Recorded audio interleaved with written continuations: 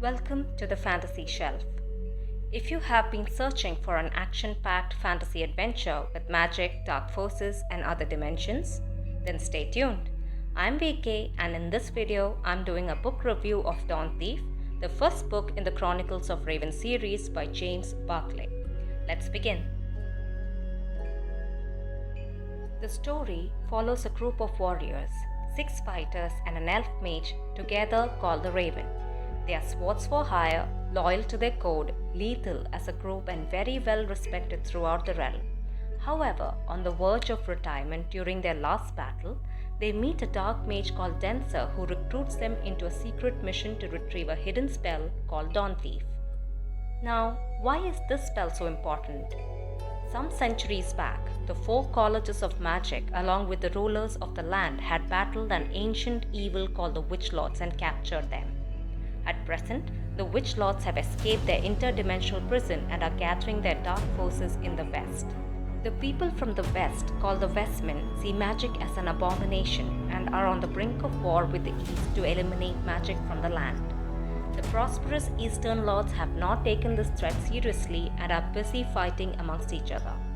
Dawnthief is the only way to get rid of the Witch Lords once and for all, but the spell in the wrong hands will bring about the end of the world. The Raven are the only ones who can be trusted with this mission.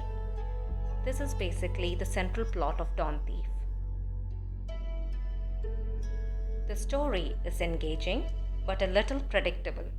It is interesting enough for us to root for a band of heroes in their adventure.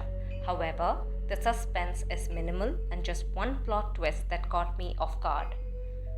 The overall theme is about found family, with many of the characters lacking a sense of belonging, and how people from different walks of life can stand united in the face of adversity.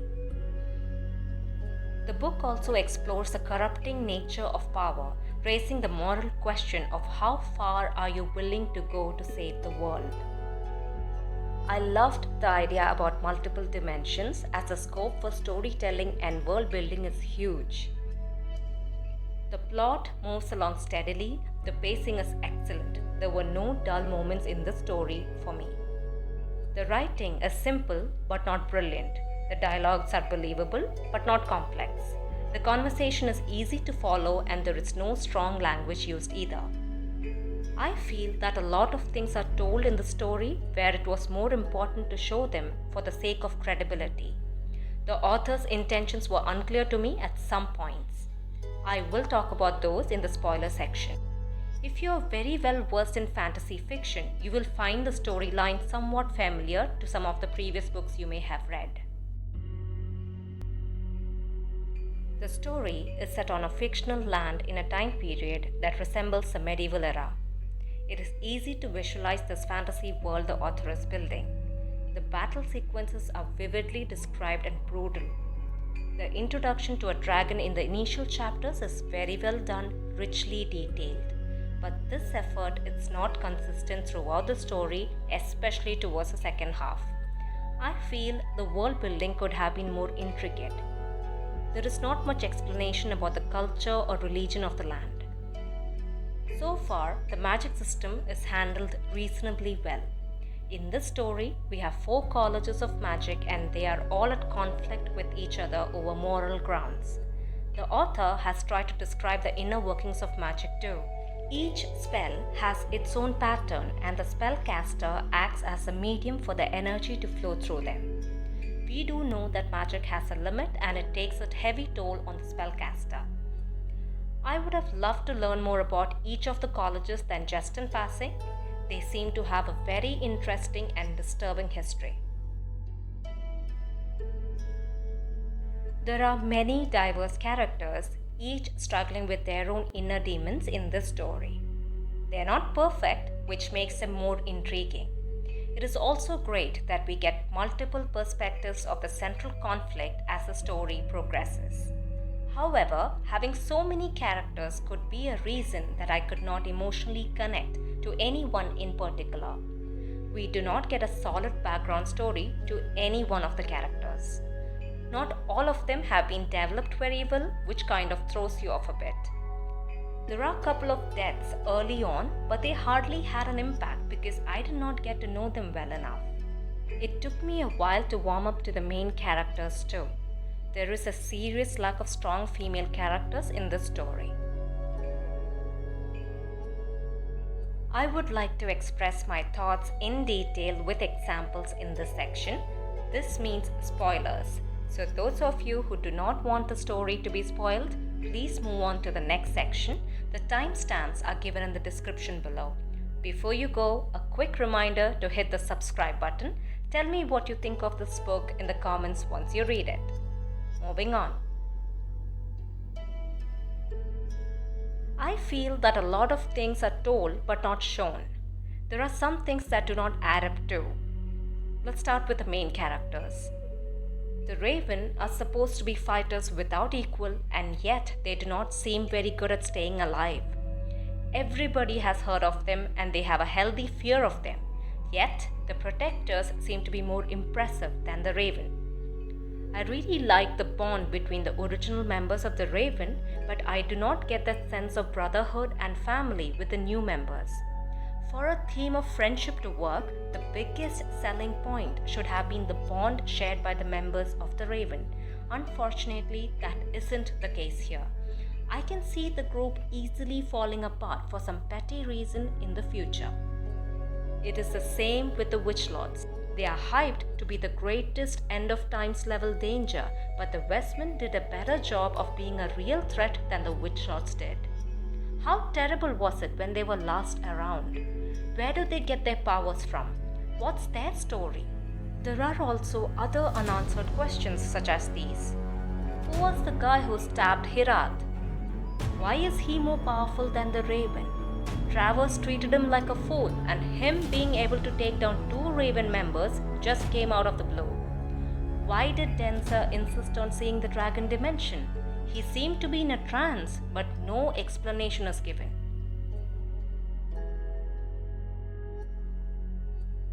There are a couple of characters who stood out in the story for me. I wouldn't call them my favorites, but they were able to hold my attention more than any of the other characters.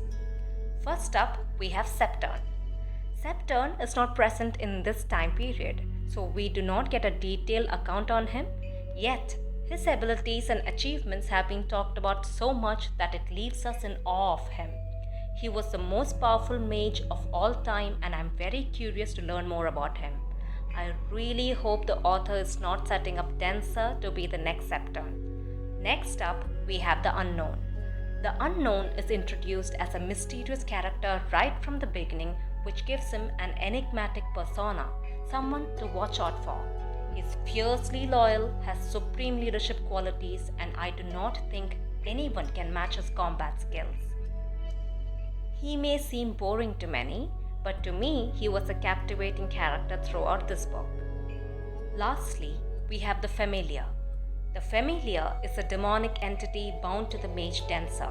With its hidden motives and shape-shifting abilities, it keeps you guessing on where its true alliance really lies. I half expected it to betray Densa somewhere down the line.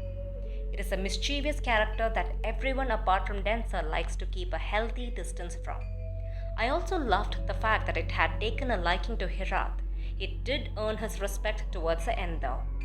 The only female character who stood out a little was Celine, though sadly she's not around anymore.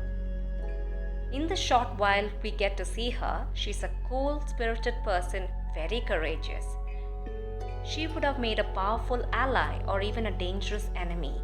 I think this was a lost potential. You may not agree with me on this, but the first one is Densa. Densa comes across as a reckless and a powerful dark mage. There is nothing wrong in being ambitious, but he seems twisted enough to cause trouble for what he believes is the greater good. That makes for a terrible leader. He is determined to secure the spell Dawnthief from falling into the wrong hands, which is a noble intention. I'm also proud of him for not buckling under torture to reveal his secrets to Travers. He is resilient. But even towards the end, he is unlikable. He puts people in danger, does not follow his own rules. There is something about him that makes him unreliable, though he's on the good side so far. Next up is Ariane. Initially, Ariane comes across as a fierce mother who would do anything to protect her children. When she loses her children along with her husband, her rage and grief are understandable, but it is short-lived. She does not mourn her husband for some reason. Occasionally, here and there, we are told that she is in pain, and her plan is to have another child to somewhat lessen that pain. And not just any child, she wants a powerful mage like Dancer to have a child with her, so the child is born powerful. That is just not how grief works. And it also makes me question her motivations. What if the child born doesn't inherit any of her abilities? Would she be disappointed and have another one? The first great moment in the story is when Hirath crashes into the dragon's chamber. This sequence is thrilling and expertly written. The dragon is described majestically too. The conversation Hirath had with Shah Khan was very interesting and sets the stage to what the Raven are expected to deal with later on. Stealing from the dragon was a reckless yet a daring feat, a very Dancer move if you ask me. It was clear that the dragon would be playing a bigger role later on in the series, and its fury was very well executed. My second favorite moment in the book was the entire door-to-door sequence. The whole group is split and the tension is high. I just knew that everything was going to fall apart. One group was breaking and entering into the College of Magic, and that in itself was pretty exciting. The familiar gets kidnapped and his rescue was bloody intense and chaotic. This was their first actual mission as the Raven with its new members, and it was fantastic. I am giving this book an average rating of 5.5 out of 10. Dawnthief is a good read, a flawed tale, but a promising debut from the author. It is engaging enough for me to pick up the next book in the series. I would recommend the book to young adults and high fantasy lovers who enjoy action-packed battle sequences, sword and sorcery type fantasy with a secret quest. Before you pick up the book, I want you to know that the story is bloody and grim. There is also a certain scene that involves violence against women. This book may not be for those who enjoy epic fantasies with intricate world building and detailed character development. If you're looking for strong female characters, then it is an absolute no-no. If you enjoy Dawnthief, you may love to read these books with similar storylines: Chronicles of the Black Company by Glenn Cook, Kings of the Wild by Nicholas Eanes. Hope you like my review. If you have read Dawnthief, let me know what you think in the comments, and don't forget to subscribe for more.